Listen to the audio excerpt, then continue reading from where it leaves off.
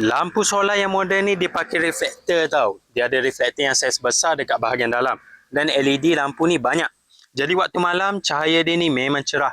Dia boleh maintain cerah macam ni dengan lama pula sebab bahagian dalam dia pakai bateri saiz besar.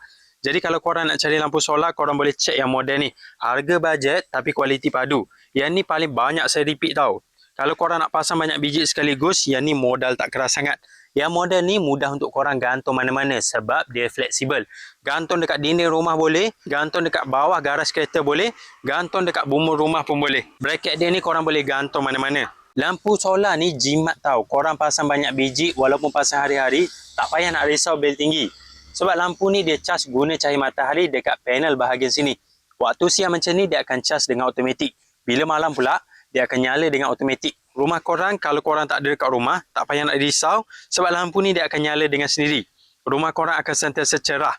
Jadi kalau korang nak cari lampu yang boleh jimat bil elektrik, lampu jenis automatik, lampu solar yang terang dan cerah dan lampu solar yang boleh nyala lama, korang boleh cek lampu solar yang harga bajet ni.